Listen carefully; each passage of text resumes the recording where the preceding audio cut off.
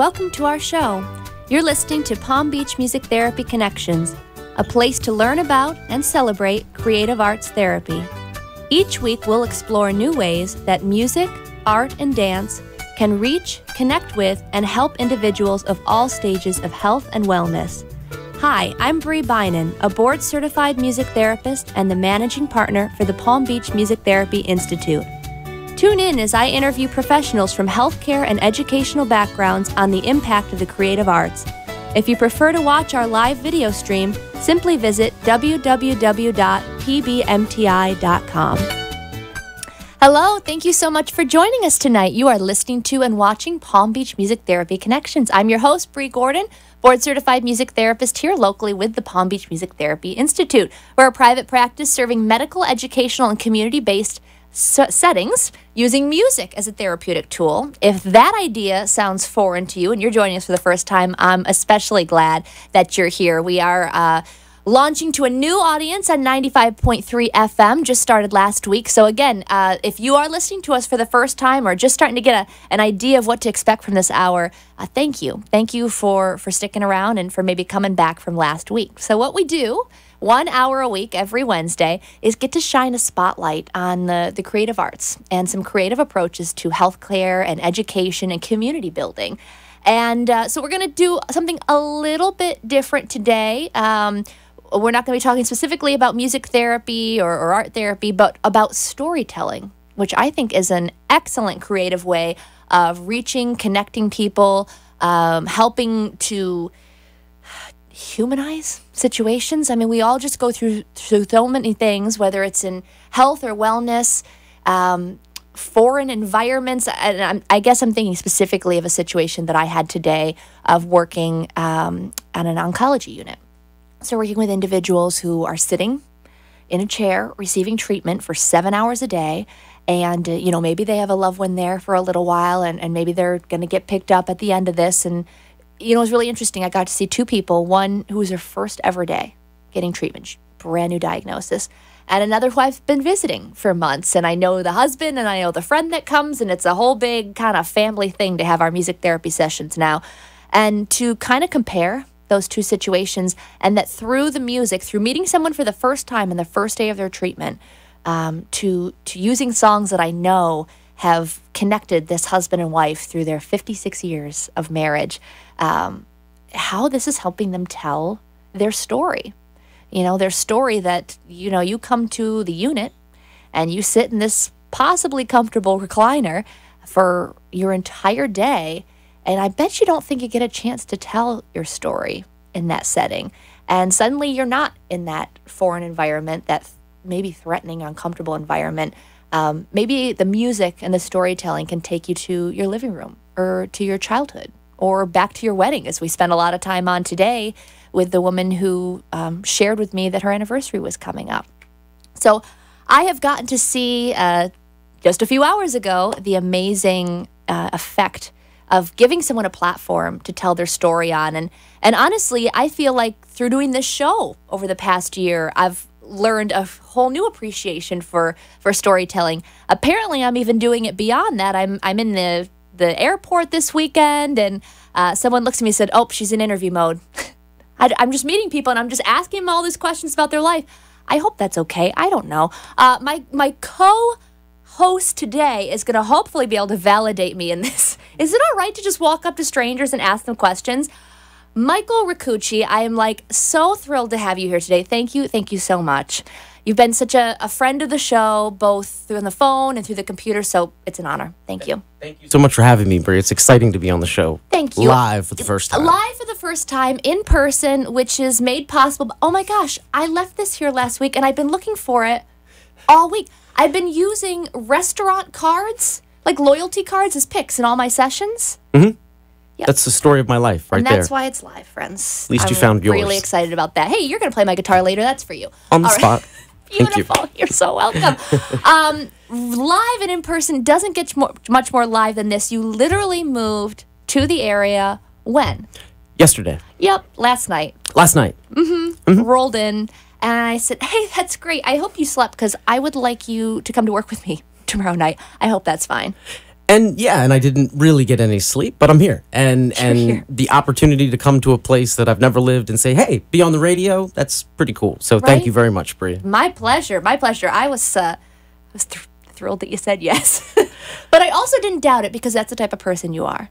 Well, thank you very much. Yeah, absolutely. So if you've missed previous shows where we've talked to Michael twice before, right? Once specifically about the documentary that you started making how many years ago now? It'll be 5 years this coming March in 2017. How is that possible? Probably procrastination, good luck, bad luck. No. That's not the point. I mean, how have 5 years passed? And like, it's crazy. I mean, the depth of the story just keeps growing. Yeah. And the people that we meet and the opportunities that we get just keep saying, hey, come on, keep filming, keep this going. And it's a great feeling. So I bet. And I guess I'm surprised just because the passage of time will never cease to confuse me, but also because the excitement is still up. I mean, it's really not like, hey, that project from 5 years ago. It's like it's still building because people are still excited about getting their stories told, right? Right. And those stories, as I saw them, it started out, it was just 20 U.S. states. Yeah. And then it turned into 47 U.S. states. And then it turned into South America and Africa and a bunch of other states. And so all of these stories are now helping tell an even bigger story about more populations and about and again it's about the research, it's about the science-based, evidence-based research of how music therapy is helping all of these people and the quality of lives, and those populations are maybe not the same in all of the countries, but the needs of a better quality of life for a lot of people that is the same, and so we just want to tell the best story possible, so onward we go. Onward, and to South Florida, here you are. Yeah, there's a lot of stories here. And it's November, so the weather will treat us well, so we can listen to all of them. Oh, my gosh. Yeah, it's beautiful today. It's absolutely perfect. So just backing up a little bit, because we get excited, and it'll probably be like 10 o'clock at night. And they'll be like, you have been on the air for hours. You need to leave this room. Nobody's listening, but you guys keep talking. No one is listening anymore. Get out of here. So Michael is the founder of Terrorizing Films, right? Not a music therapist. No. A musician. You know, you will be tonight. Use that. Yep. So I am. So you are, because I handed you the guitar earlier and said, judge. This is what you're doing in a few minutes. This is what I do. Came across the idea of music therapy in like a newspaper, right? Yes, in the Washington Post when I was 12, back in 1991, 92. And you're like, you know what? I'm going to be in sports for a while, and I'm going to coach. Well, see, and I did the sports thing, but that was just a cover because I was and probably still am the biggest dork in the world. Oh. And I like how you looked at the camera to really hammer that home. I really wanted to qualify the statement because there's truth and honesty behind it. Yes.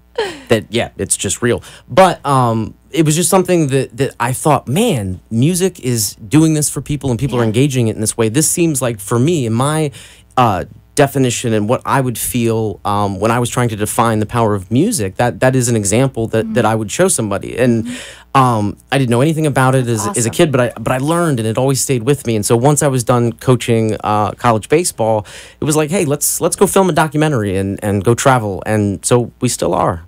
Yeah, that's amazing.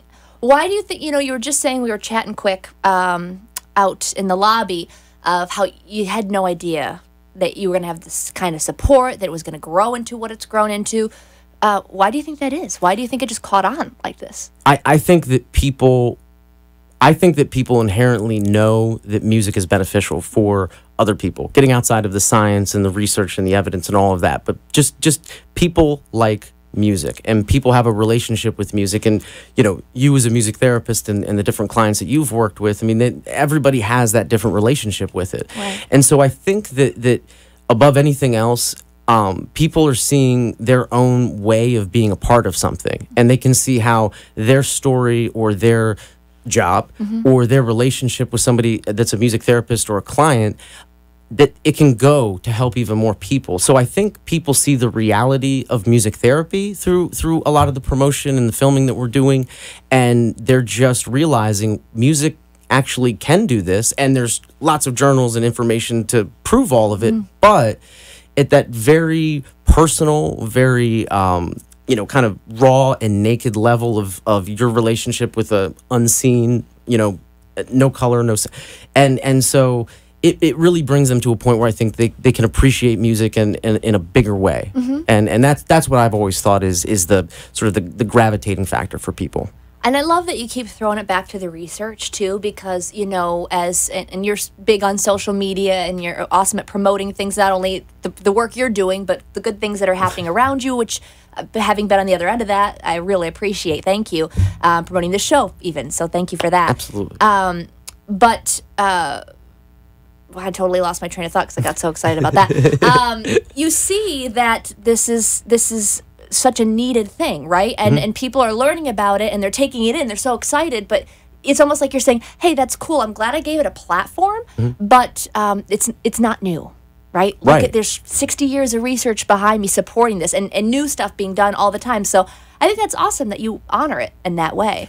Well, I mean, and that's really what fuels me is that not only it's like, hey, music is amazing and music therapy is this entirely fantastic way to apply music to help all of these people, but it's not like you have to sell it. It's not selling something. It's sharing information with people. And I think when people feel like they're not being sold something and it's just, hey, here's an exchange of information and knowledge, now you're starting a conversation. And when that conversation involves music, I really think that you're going to have a lot of ears and a lot of opportunity to engage with people with a conversation like that. Because again, like you said, there's no one person that's not touched in a way by music. Right. We all are. It's something that connects us not only interpersonally, but intercontinentally. Right. Which we'll talk more about later. It's incredible. So, again, we could just do this all night. But we do actually have a guest, and an awesome guest that we're going to bring on. So, right after this quick commercial break, we're going to hear from Jana Panaritis, who is also encouraging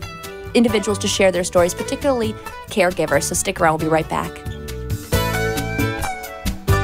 Mom's fall was a wake-up call. We knew she needed help, but we also knew she'd never leave her home. With jobs and kids, we can't always be there. We weren't sure who to trust to help around the house and make sure she takes her medications. We did our research and found our answer. Bright Star Care. Their home care teams are led by registered nurses, with help available 24/7. Thanks to Bright Star Care, Mom can stay where she wants to be, at home.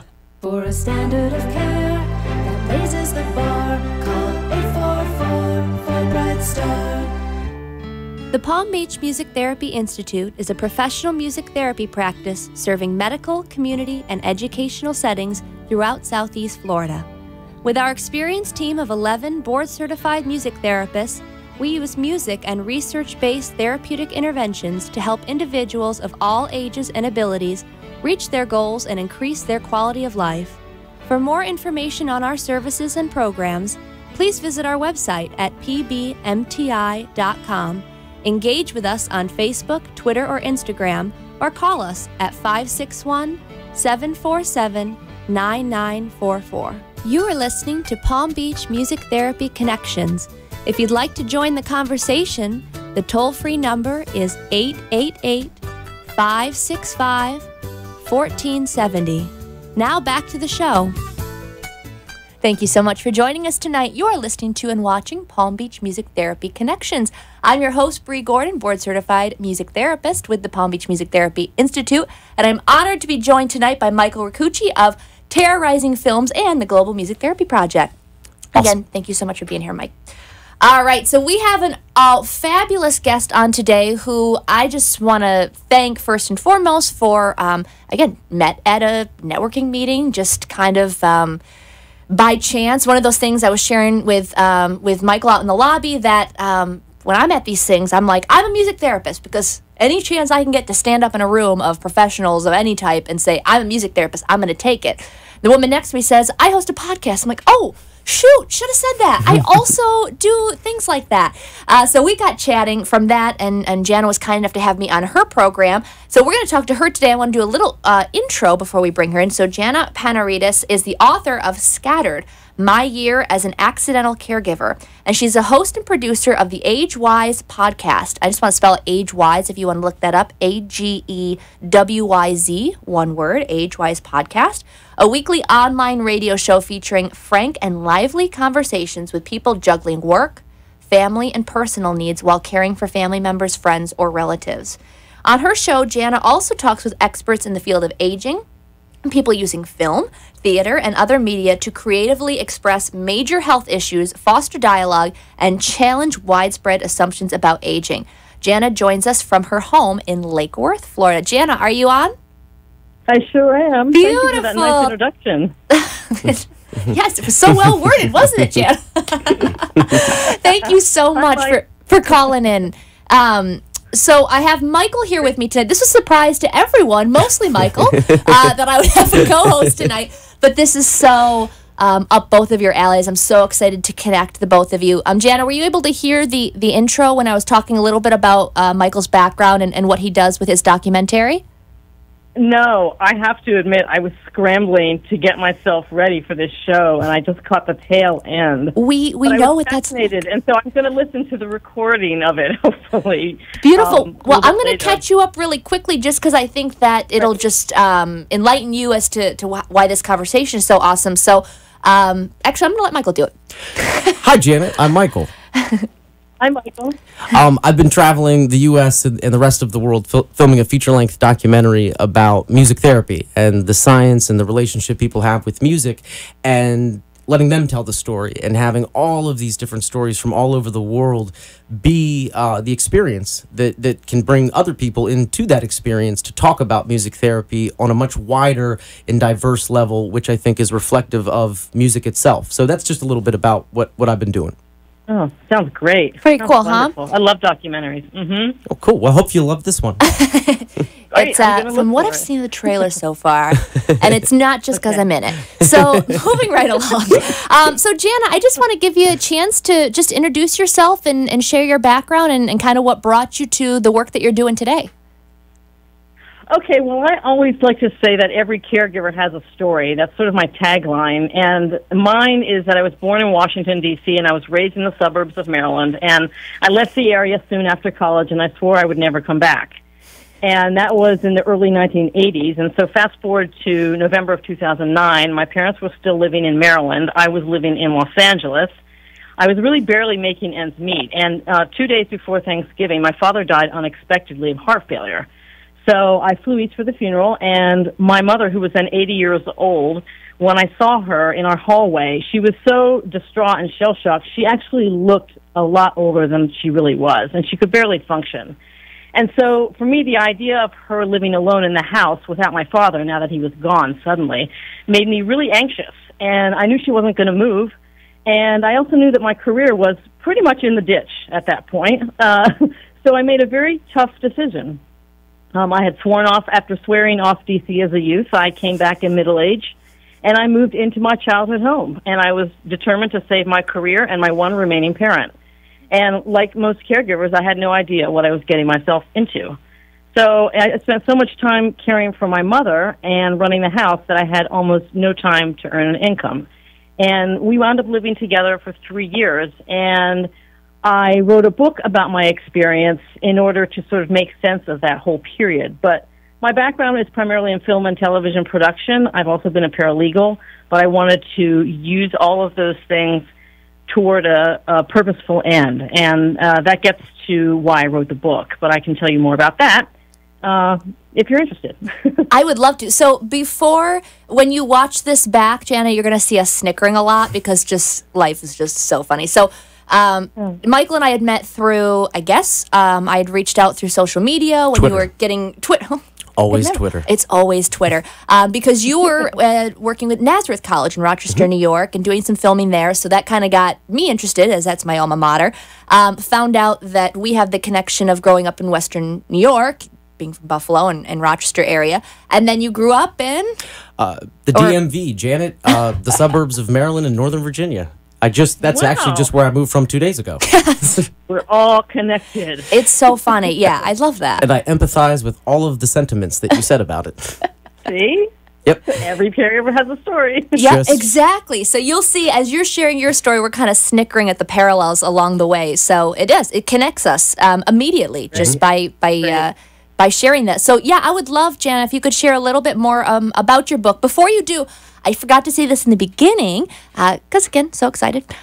We have an awesome giveaway today. Jana's kind enough to be giving away a copy of her book, Scattered My Year as an Accidental Caregiver, which she's going to be describing in a moment here. So I have a call to action because you know that I don't like to give away anything without challenging you. So you can call in, or you can join us on Facebook or Twitter, and we're looking for the first person to share their favorite story that's been shared with them by a patient, or maybe a client, or someone that you've worked with, or someone that you've cared for. It could be someone, if you've been a personal or professional caregiver in any role. What is your favorite story that you've learned from someone? Obviously, please respect all privacy restraints around that. But if you're able, please do share with us your favorite story that you've learned solely because you took the time to listen. And because you cared. So first person to do that, 888-565-1470, or check us out, Facebook, Palm Beach Music Therapy Institute Facebook page, or PBMTI on Twitter, and you will win the book that we're about to chat about. So Jana, what inspired you? Obviously, you've shared what's inspired you to come up with this story, but why were you inspired to share it with everyone? Well, the reality is that as I was writing this book and researching the book, I came to realize that there were literally millions of other people out there like me who were sort of slogging it out in isolation and scrambling in the dark, taking family members to medical appointments and losing sleep and trying to navigate the tricky waters of the healthcare system. And I was really frustrated because I wasn't hearing their stories. And I just thought, how could something so draining and so widespread be talked about so little? So I knew I had written other things. I'd always wanted to write a book. I've written screenplays, none produced, but I've done a bunch of different kinds of writing, and I always wanted to write a book. And quite frankly, while I was living with my mother, I tried other ways of earning a living and just couldn't pull it together. And so I realized, well, I have the time. When will I have this opportunity again where I'm living in a house rent-free to write a book? And so the trade-off was that I would continue to care for my mom, but I would also have the opportunity, the time, not to worry about expenses, to write this book, to get my story out there, to share it, and use it as a springboard to talk about these things. And writing the book led me to the podcast, starting the podcast. I'm not sure if that answers your story well enough, but I really wanted to contribute to what I saw as a really much-needed conversation about care, meaning the cost of care, financially, emotionally, physically. But, of course, having lived in L.A., I wanted it to be filled with plot, my story to be filled with plot turns. So my story is, it's a lot of books like this tend to be how-to books and advice books, which are great. But with my story, the reader sort of dives in and has the lived experience of what happened. And it's very fast, and I hope it's entertaining. That's wonderful.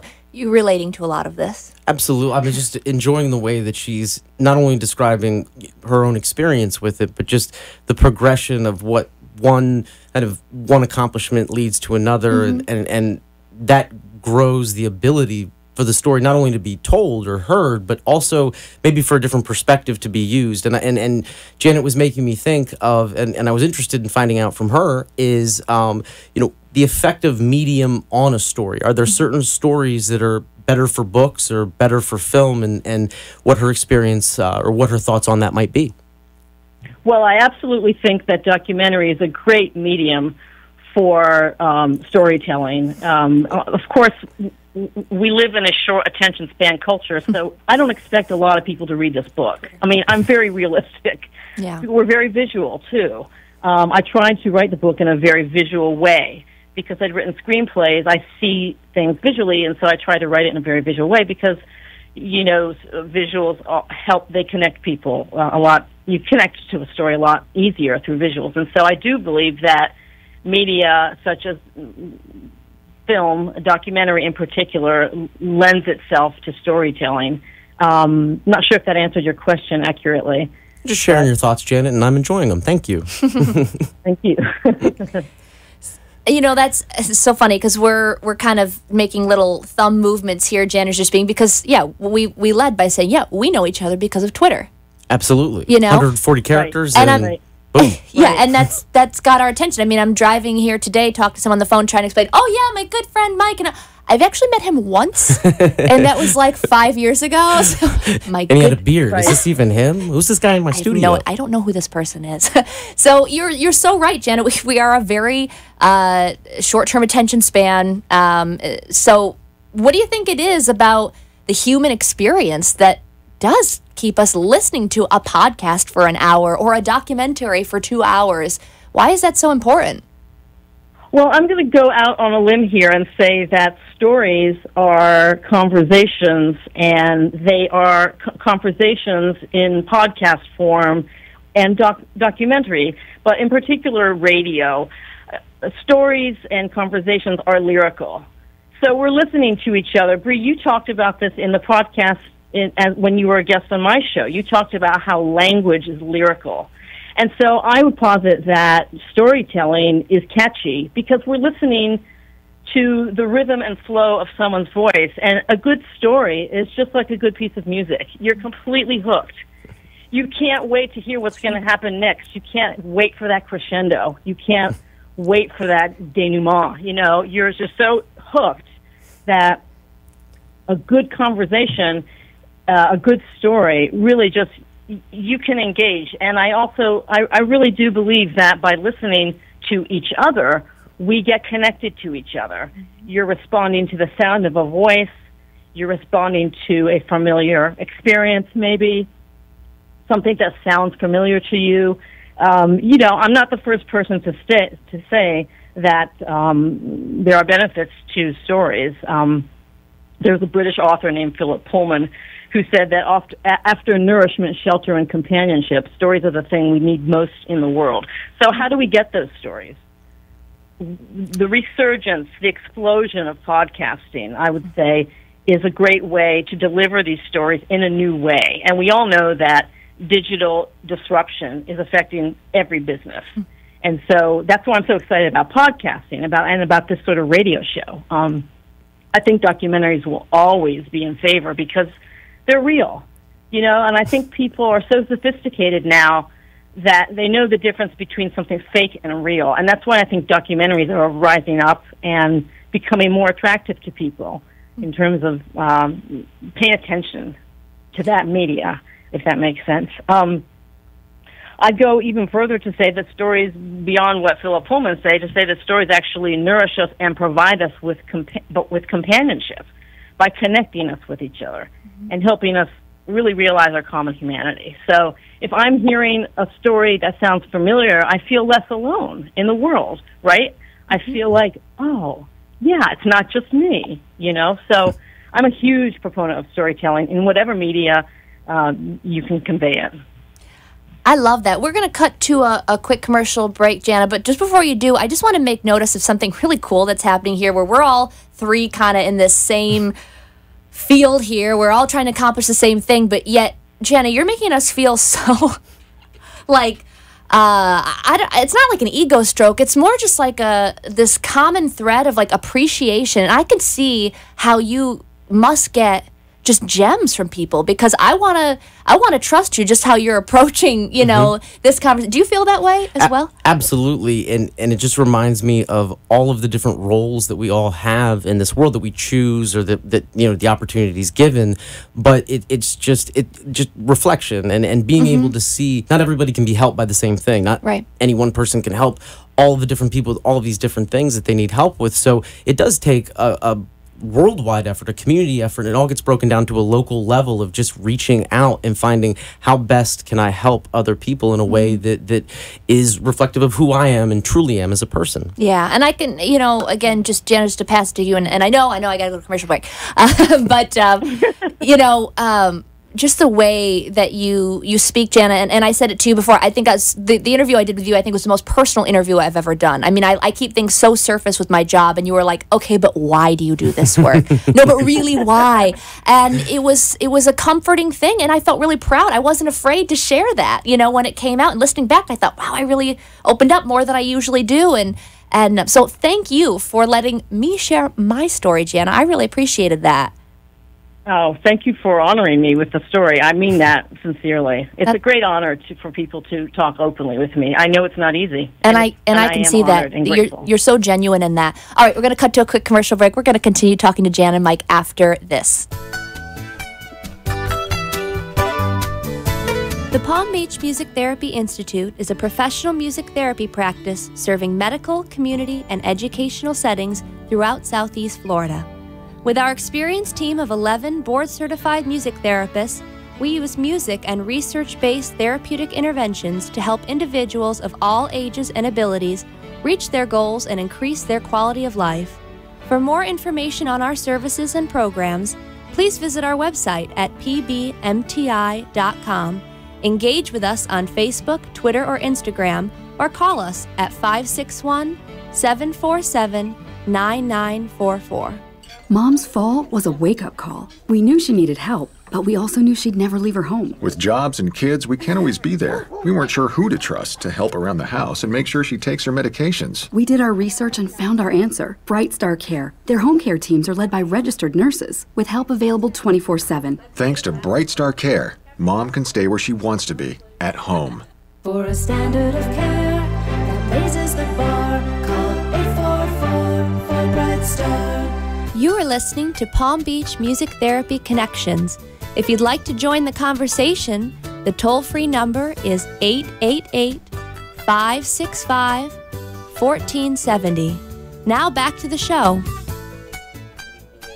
Thank you so much for joining us tonight. You are listening to and watching Palm Beach Music Therapy Connections. I'm your host, Bree Gordon, and I have the honor of sitting across from me tonight, Michael Ricucci of Terrorizing Films and the Global Music Therapy Project. Thank you so much for being here, Michael.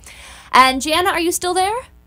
I sure am. Beautiful. So, again, thank you so much for taking the time to join us. I know it was going to be a hike for you to come down from Jupiter, so I'm glad it all worked out with calling in tonight. I really appreciate it.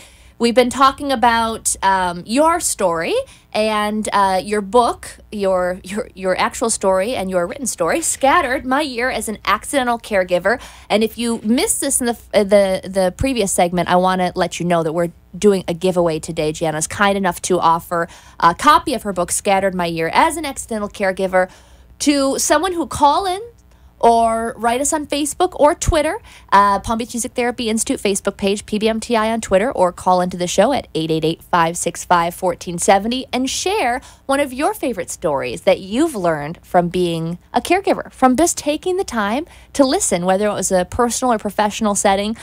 I know I could seriously talk the rest of the evening about the stories that I have been fortunate enough to learn, particularly my time as a hospice music therapist working in the homes with individuals, a lot of amazing individuals from the greatest generation, a lot of World War II veterans, Holocaust survivors. I mean, just stories that honestly, if I weren't in the job that I was in and I wasn't raised the way that I was to want to listen to stories and to value that, I would miss out. I would totally miss out. It actually makes me feel sad for those that don't get to hear these stories, because these are firsthand accounts that are going to die with this generation, and we'll see them through film, you know, and we'll read books. But I really, truly feel so honored, as I'm sure, you know, Michael and Jana can back me up on, to get to hear these firsthand accounts. And again, like you were saying, Jana, I feel so honored to be trusted with these stories. I mean, that's a whole nother level of it. So again, giving away Jana's book. Jana, if they do not get in fast enough for the giveaway today, how can they find your book? Well, my book is available online at bookstores, for request at libraries, on the AgeWise website, or directly from me. Most people get it from Amazon. It's on Amazon, and it's also available as an ebook. You can contact me directly, Jana at agewise.com. AGEWYZ, or Z, as my Canadian mother likes to say. That's the other connection. She's also Canadian. I forgot that. Right, that's another thing we have in common. Literally every stage of my life is connected in this conversation, and I love every second of it. And I think that's actually how we started talking, Jana, is you spelled it out and you said Z, and I was like, where are you from? Be my best friend. So that's awesome. Jana, you started alluding to this before the commercial break, but now we have a little more time to expand on it. this idea, and I love this because, again, our show Connections is all about the creative ways of approaching healthcare concerns and wellness, is that storytelling can actually contribute to health and wellness. And that's an awesome statement. Can you expand on that a little bit?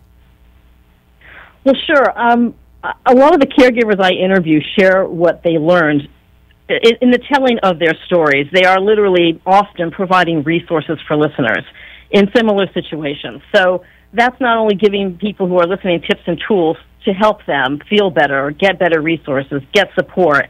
It also helps them to feel less alone. I mentioned this before, that hearing stories that sound familiar, a husband caring for his spouse who has Alzheimer's resonates with a listener who's going through the same thing. You know, I always say caregivers are kind of like a secret society. You know, we're like Masons, or in the early days of the gay liberation movement. You know, I always say caregivers need to come out of the closet, because there are over 40 million of us unpaid caregivers in the United States. I think over 60 million generally paid and unpaid caregivers. And I do believe that by talking about these things, we take them out of the realm of the abstract and we make them real. I mean, we live in a data-driven culture.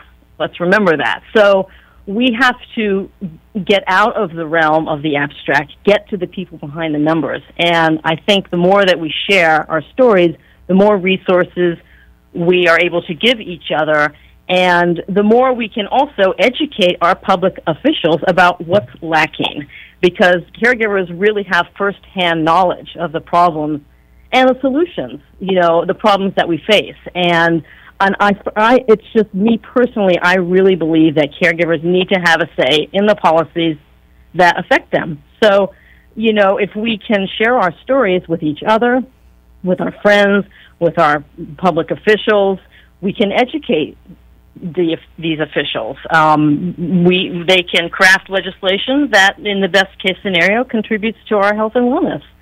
I'm a big fan of folks who use media, other media besides books. I've talked about why it's important for caregivers to share their stories. And if I can, I'd love to give an example of someone who is using media to promote health and wellness. Please do. I interviewed a fine artist who happens to be Canadian.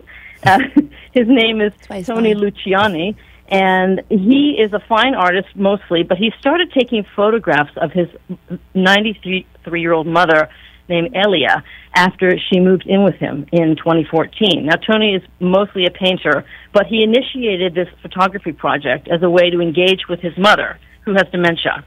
Okay, he wanted to create a keepsake for himself. That's how he started this project. So, as it turned out, this visual diary that he was creating, it drew huge attention, widespread attention, and some photos that his mother took with a small camera that Tony gave her resulted in her own exhibition. So here is someone who is a baby boomer, and he's a fine artist, but he started this photography project with his mother, who became his muse. And he engaged her in a creative act that made her feel alive and made her feel valued. So, you know, he is using media in that way to promote, to dispel assumptions about aging. Here's this woman who is very actively involved in this project now, and she's become his muse. And in the episode that I interviewed, where I interviewed Tony, he talked about his evolution as an artist and as a caregiver, because he ended up, of course, being a caregiver for his mother. He talked about what it's like to live with his mother. He's divorced. He laughed about his, lack of dating prospects since he lives with his mother. But his mother continues to be his muse, and she has this huge fan base now. And awesome. Tony, so again, it gets back to this idea that we dispel misconceptions about aging and what it means to grow old, and how you can still be useful, how you can still be engaged, how you can still be valued in the culture.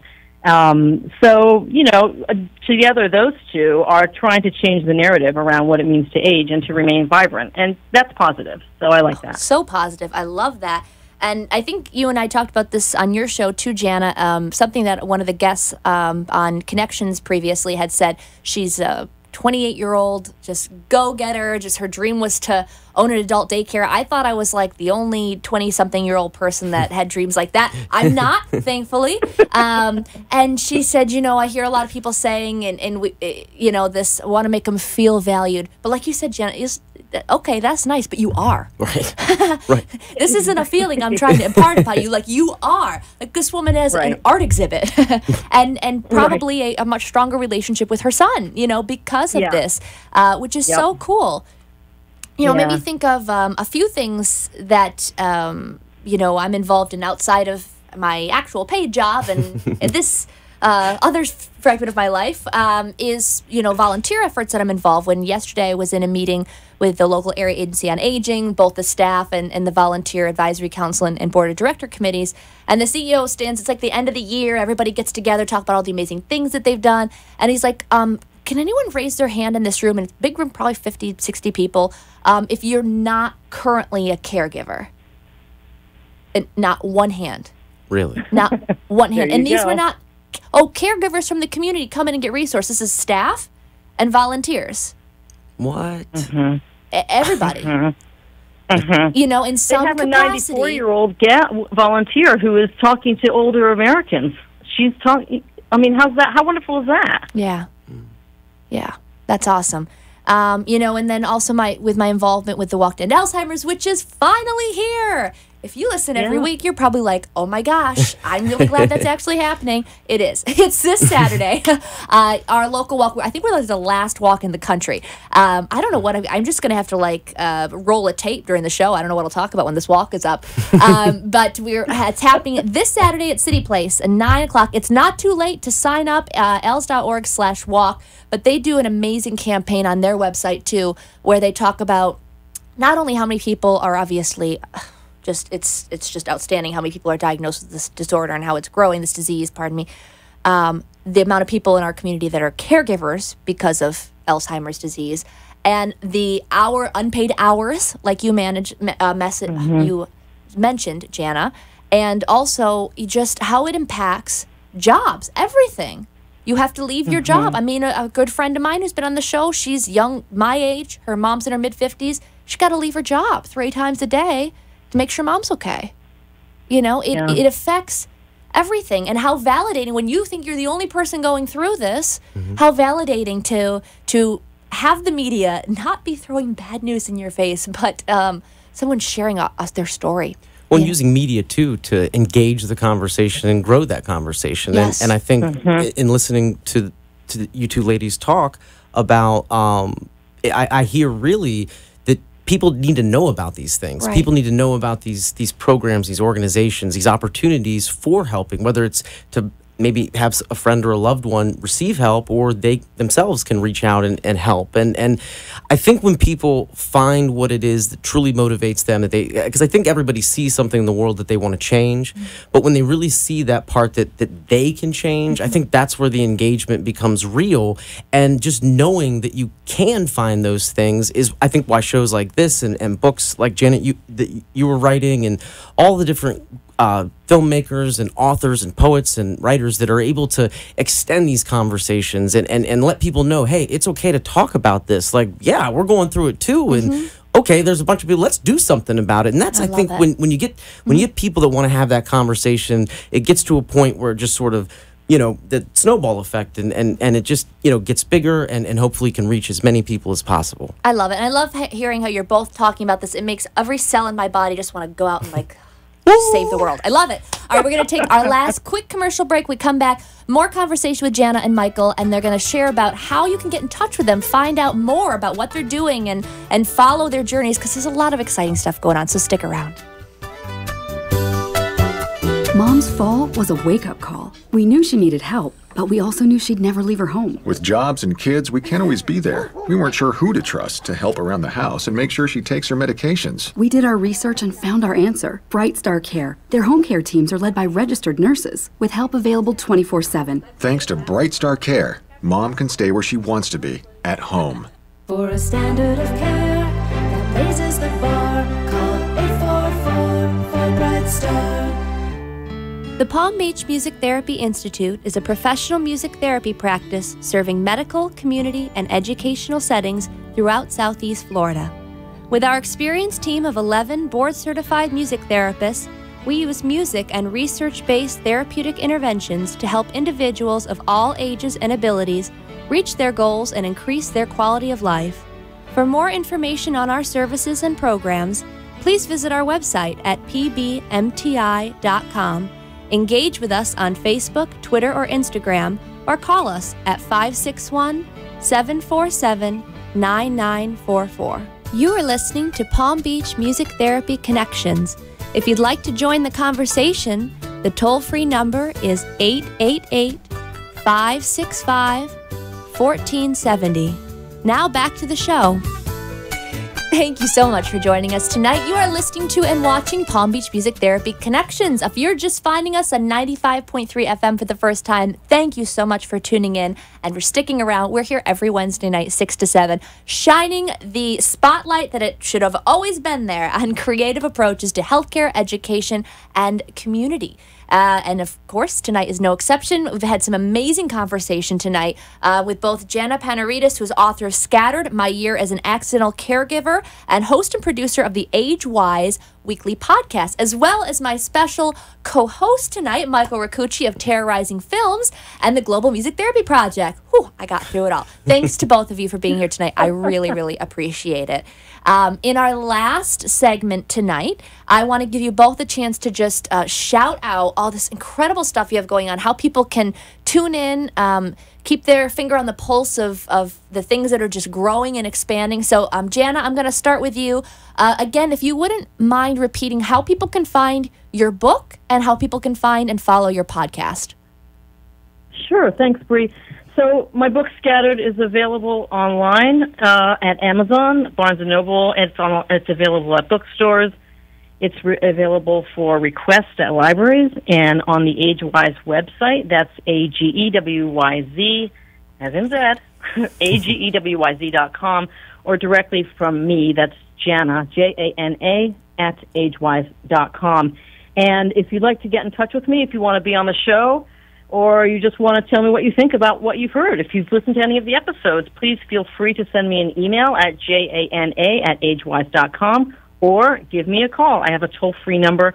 It's 800-590-2129. Again, 800-590-2129.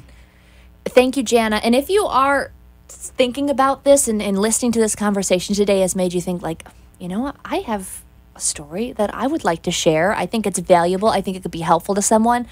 I cannot encourage you enough to call Jana. As I said, I'm the type of person who's like, yeah, I'll take that interview and I'll talk about my work accomplishments, and that's my comfort zone and that's where I'm going to stay. I've never felt so comfortable sharing personal pieces of me as I did talking to Jana. So again, I want to thank you for that opportunity, Jana, and encourage anyone who feels like they might have something valuable to share. You do. Let me just answer that question for you right now. You do. Everybody does. Please do take that time to contact her. And Michael, what do you got going on? Well, we, now that we're down in South Florida, we're excited to get back to filming, and everybody can check out sort of our national and international work at theglobalmusictherapyproject.com. And then on all social media, Instagram, Twitter, Facebook, they can find out about us at Terra Rising Film, no S. And the end of 2016, headed into 2017, is going to be very big for us. We are finally going to get to India and Nepal. It's a big project, and it's gone through a lot of different variations and schedules, and we finally got a plan down really to get over to Asia and add that fourth continent to our travel.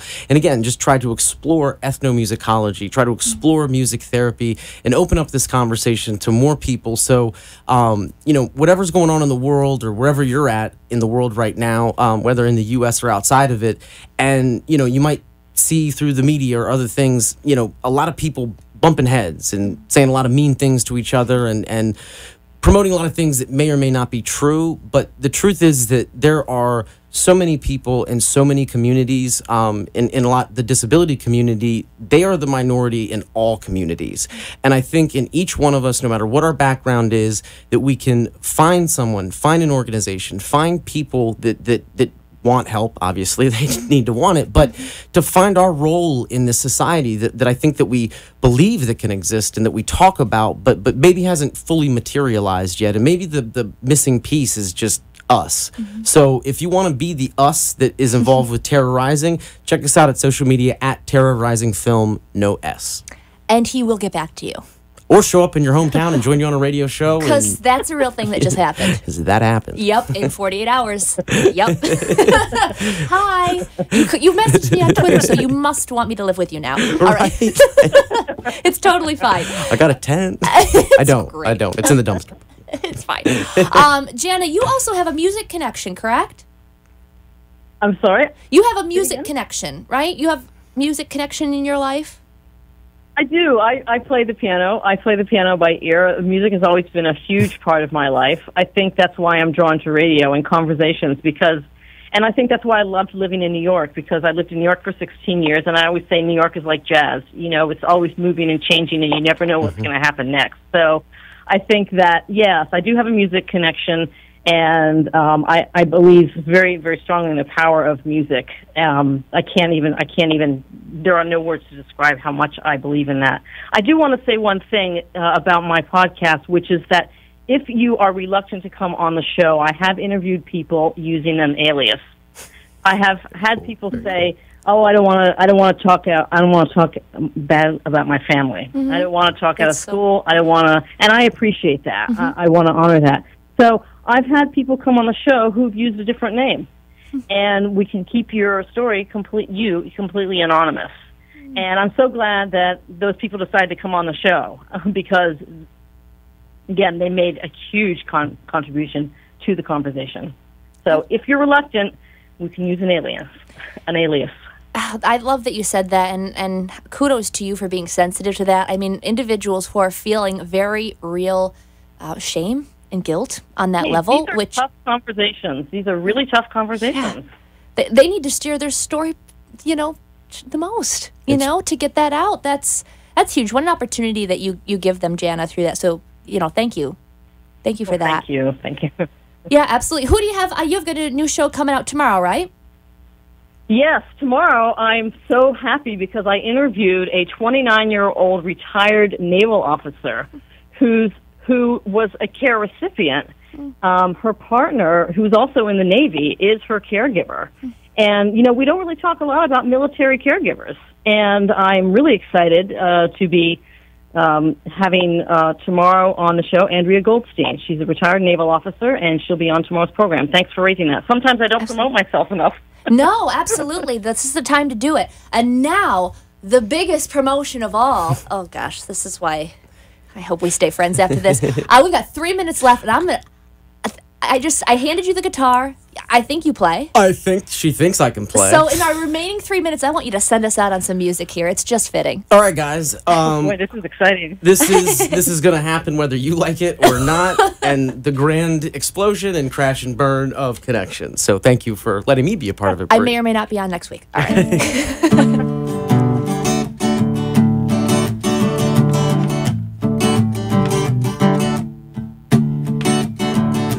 Load the car and write the note. And pack your bag and pack your coat. And tell the ones that need to know we are headed north. Oh, 1 foot in and 1 foot back. It don't pay to live like that. So I cut the ties, I jumped the track. Oh, never to return. Oh, Brooklyn, Brooklyn, take me in. Oh, you wear the shape I'm in. My hands, they shake, my head, it spins. Oh, Brooklyn, Brooklyn, take me in. When at first I learned to speak, I used all my words to fight with him and her and you and me. Yeah, that's such a waste of time. Yeah, that's such a waste of time. That woman, she's got eyes that shine like a pair of stolen polished dimes. She asked to dance, I said that's fine, 'cause I'll see you in the morning time. Oh, Brooklyn, Brooklyn, take me in. Are you aware of the shape I'm in? My hands, they shake, my head, it spins. Oh, Brooklyn, Brooklyn, take me in. Oh, Brooklyn, Brooklyn, take me in. Are you aware of the shape I'm in? My hands, they shake, my head, it spins. Oh, Brooklyn, Brooklyn, take me in. I just want to send a final thank you to Michael and Jana tonight. Thank you guys so much for taking the time. I even like the outro music that's happening live in the studio right now. That's amazing. Please, if you're joining us for the first time, I hope you enjoy what you hear. You'll join us every Wednesday. We are here 6 to 7. Let's keep the conversation going on Facebook and Twitter. Again, thanks, Michael and Jana. Have a wonderful night, everybody. Thank you, Bree. Thank you for listening to Palm Beach Music Therapy Connections. We hope you enjoyed today's program and discovered new ways to bring music, art, and dance into your home or workplace. Please find a copy of today's show at pbmti.com. If you have any questions for our guest or myself, please email me at Bree, that's B-R-E-E, at pbmti.com, or call the Palm Beach Music Therapy Institute at 561-747-9944. Tune back in next week for an all-new live show. See you then. The opinions expressed on the preceding sponsored program were strictly those of its hosts, guests, and callers, and not necessarily those of this station, its staff, management, or sponsors. Talk 1470 is WWNN Pompano Beach and 95.3 FM W237BD Boca Raton, the Health and Wealth Radio Network. Now you can get Talk 1470 WNN on 95.3 FM too.